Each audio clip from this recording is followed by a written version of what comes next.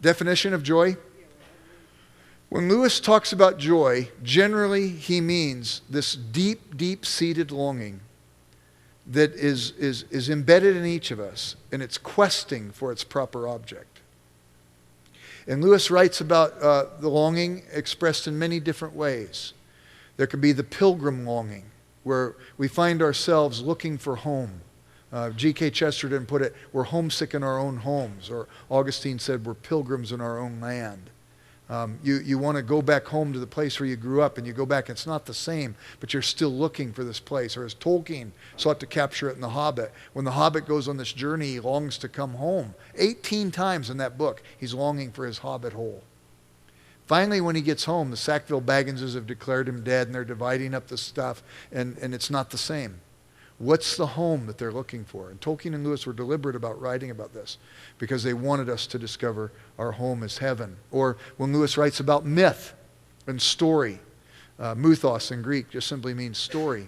It's the longing that's awakened by story. He says the mark of a literary person is that they read a book more than once. Don't consider yourself unliterary because Lewis read Don Juan by Lord Byron, and you could come to Wheaton College. We have his library there. And at the last page, he wrote the date when he finished it, and he also wrote Never Again. So Lewis at least felt that book wasn't worth reading more than once. But what he meant by it was that literary people tend to go back to some books over and over again. Maybe 2 or 3, it may be 5 or 6 or a half dozen or so. But they'll go back to them. Why? Because they long for the world that was created in that story. They know the twists and turns of plot, but they long to go to that world. And Lewis says, why? And he says, because it awakens in them the longing that longs for the only other world they will ever know, which is heaven. It's the same sentiment captured when children, after hearing a great bedtime story, what do they say afterwards? Read it again. Read it again. Or the lover longing is another kind of longing. These are all examples of joy. The lover longing. Have you ever felt lonely before? I've yet to meet a human being who hasn't felt lonely sometime in their life. What does that tell you about your nature? If you felt you're hungry, it tells you need food. If you felt you're thirsty, it tells you need drink. If you felt lonely, it tells you you're a relational being and you long for relationship. The fact that you can communicate tells you were made for community, not to live in isolation. But have you ever felt lonely in a crowd?